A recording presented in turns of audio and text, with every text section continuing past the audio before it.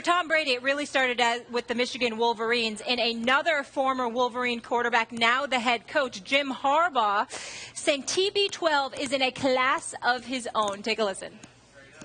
Tom Brady is the greatest football player to ever play. When you can play that good, that consistently great, year after year after year after year, game after game after game after game, I mean, nobody's ever done it. Nobody's ever done it like Tom Brady has.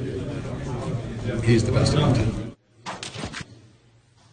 Okay, Max Kellerman, yeah. Is it fair to say that Harbaugh knows a thing or two about quarterbacks? Sure. Okay, so he's calling Brady the greatest player ever. Yep. Do you concur? I don't. You have a hell of a case for Brady, but he wouldn't be my greatest ever. Now, he's the greatest quarterback of all time, as I've been saying on this show, even before they made yet another Super Bowl. You have to give it up. Look at the resume. That is tied somewhat to Bill Belichick. I think Bill Belichick is more responsible for the Patriots' success than anyone, but Brady is second most responsible. And the bottom line is you can't separate them because they were together. I thought Deion shut that down yesterday. No, Deion shuts a lot of guys down, but not that. The fact is they did work together, and these were the results, and that's what happened. Brady is the greatest quarterback of all time. It's not a big jump to say if you're the greatest ever at the greatest position, you're also the greatest player of all time, so they have a hell of an argument there. Here's the thing. If you try to isolate the greatness of a player apart from the influence of the team, the coaches, the offensive line in the case of a quarterback, receivers, what have you, then you're talking about individual players who were most independently great, meaning wherever you would have put them, they'd have balled the same way. I think there are two players on my list ahead of Brady. The greatest player I've ever seen is Lawrence Taylor. Okay. Now, interestingly, his linebackers coach for the first 4 or 5 years of his career was Bill Belichick. His defensive coordinator for the next 4 or 5 years of his career was Bill Belichick. So if you say, hey, it's not fair, you say Belichick discounts Brady, what about Lawrence Taylor? I think then the other pick is Jim Brown. Jim Brown was dominating the league at a time, I don't know if any other position player ever dominated the league, independent of anything else around him, the way Jim Brown did in his era. So I put those two guys ahead of him, but you have a hell of a case for Brady. I appreciate your Ivy League education and the way you pontificate on so many things. Having said that, I am not giving that kind of, as much as I love and idolize Jim Brown, I am not giving that kind of love to an individual who performed before I was born, and I'm older than you. Boy, that's damn right, it's ageism. Call it whatever you want. I ain't doing it. And my point is, if I'm not doing it, you damn sure better not do it because you're younger than me. That's the bottom line. You never saw Jim Brown. All you're going by is what you've read and what you've heard people say and a little bit of clips, which were, by the way, in black and white. Let's stop it. I love Jim Brown. Good God bless him. I appreciate the reverence he deserves, but damn it, he was doing it before I was born. I don't recall. What are you going to say to the people who didn't see Michael Jordan? Listen. What are you going to say to the people who didn't see Michael Jordan? Good one, Max. Well, technology has elevated. And as a result, color, television, DVDs, all of that. There's plenty of footage to go back and watch Michael Jordan. I'm not sure that's the case with Jim Brown. Now, let me get back to my point. I agree with you about Lawrence Taylor because of the impact and the fear that he instilled. But there's another point. I'm a Montana guy, even though I give Brady love, and he's absolutely phenomenal. I'm a Montana guy, and here's why I'm a Montana over Brady guy. Yes, Montana had Walsh, but Brady had Belichick. He had Belichick much longer. The thing that resonates with me, that bothers me, that never gets mentioned about Brady, he lost to the Giants once. He lost to the Giants twice. He should have lost the third time to the Seattle Seahawks if it wasn't for the worst call in Super Bowl history by Pete Carroll and Darrell Bevell deciding to throw a damn pass over the middle instead of giving Beast Mode the ball at the half-yard line when the previous play he went from the 5-yard line to the half-yard line, which is the 4.5-yard carry with the game on the line. Give him the damn ball again. The fact that they messed up and made the most idiotic call in NFL history as far as I'm concerned. I love Pete Carroll, but my God, that was just beyond stupid to make that call. In the end, that is my problem. I look at Tom Brady, and at the end of the day, I legitimately look at 2 Super Bowl losses and what should have been 3 Super Bowl losses, which means that it would be right now 13 years since Tom Brady had won a Super Super Bowl. And that's what it is. You're making a and that's what it is mistake. to me. This is why, although at this point, Brady, the reason Brady's the greatest of all time at the position is because he has the Joe Montana intangibles argument that Montana had against Marino because Montana won all the Super Bowls. And just like, he also has the Derek Jeter over A-Rod argument, like I have all the championships. Well, it worked. It was always Peyton versus Brady. Peyton had the numbers, Brady had the chips. Now Brady has Peyton numbers and the chips. It's tough to argue against them. But people like Molly, slightly, you can't totally overrate Brady, but I believe slightly overrate Brady because it's a team. He's never won a Super Bowl with an all-pro receiver, and I'm tired of the Bill Belichick. Because he didn't win. The only reason he didn't win with an all-pro receiver is because he didn't win when he had Randy Moss and went undefeated because the Giants beat him. So it's a misleading stat. The point is, he set a ton of records that year when he had Randy Moss. Yeah, right, but they lost the Super Bowl. The point is, it's a fact. He's been to 7 The point Super is, Bowls. right, it's a 7. It's a team sport. And Brady gets extra credit for being on a great team, which he has a lot to do with, but so does his coach. So does Montana. You're confusing me. It's not Brady's fault.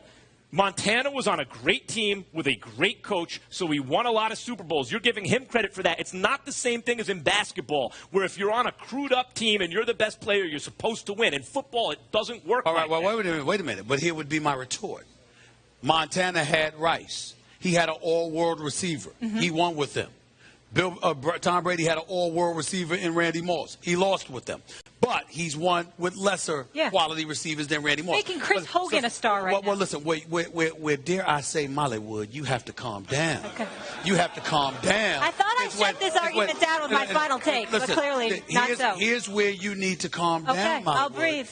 You act like we're insulting Tom Brady because we did have the gall to mention that we might prefer Joe Montana. I mean, my Lord, it's not like we're talking about him against Jay Cutler. We're talking about Joe Montana. Montana went 4-0 in the Super Bowl. I'm just saying. Brady's lost some Super Bowls. And let's not forget, in the first half of Brady's career, the kind of quarterback he was in the Super Bowl was he gets you in field goal range, and Vinatieri would take care of it for you. Like, that's what the reputation was. Yeah, that's what his reputation. That's what it was. It was like, well, yeah, you got Vinatieri on your team to kick the game-winning field goal. You just got to get in field goal range. That was also unfair to Brady because he helped get him in field goal range.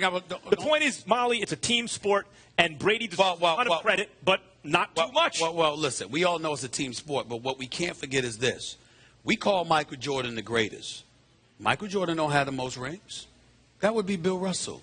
But we know it's MJ, don't we? And then, by the way, we also have an individual in Kareem Abdul-Jabbar who has just as many rings as Michael Jordan, scored more points than Michael Jordan in his career, okay? Not only had more all-star appearances, lasted longer, and also not only happens to be the all-time leading scorer in NBA history, but the one individual with the most unstoppable move in the history of the sport. And we don't call him the greatest. So when y'all bring up Brady, and we talk about how many Super Bowl appearances, and we talk about all of this other stuff, y'all are acting like, oh, the appearances and his greatness, that does it all. And I'm saying, wait a minute, Montana, there's something to be said for being unblemished in multiple championship games appearances. Montana is undefeated. I don't want to have two arguments at once. The problem is I'm arguing with you about Brady and you about Montana. I want to stay to the Brady. Yeah, especially when you lose Montana. I'm somehow beating you both easily. We haven't. That's what the problem is. But go ahead. The point is that you're saying he's unblemished when the blemishes aren't exactly Brady's fault. It's not like he played poorly against great Giants. Oh,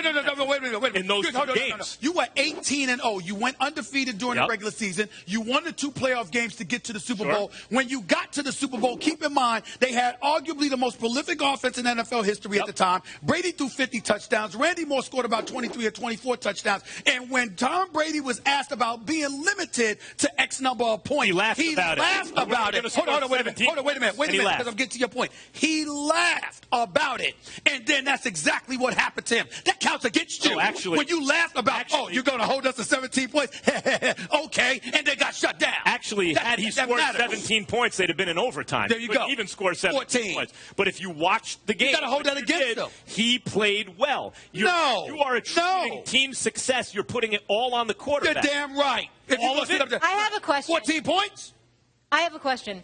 So you would rather have Joe Montana, you would rather have somebody be 4-0 than go to 7 Super Bowls? Yes. Okay, you'd rather have a perfect record than 7 Perfection in multiple appearances matters to me. I understand that Tom Brady has been to 7 Super Bowls. I appreciate that as a Patriots fan. But when I'm measuring greatness, I'm thinking in the biggest moment, the biggest stage, you are undefeated. That resonates with me, which is why we held it against LeBron, because LeBron had lost titles. Let's say that you give it to Montana that he was more clutch in the Super Bowl. I think I agree with that, actually. Montana was more clutch than Brady in the Super Bowl. So does clutchness in the Super Bowl the only thing that matters? Because it's not as though Brady hasn't been clutch. Well, first of all, don't get slick. You use the operative word. Hold it. You use the operative word. That's the way it is. You know I'm not saying only. I'm saying primary. In other words, you and I have debated on several occasions, and you and I as well, Molly Wood. I have repeatedly said, listen, this is my experience as a reporter for 24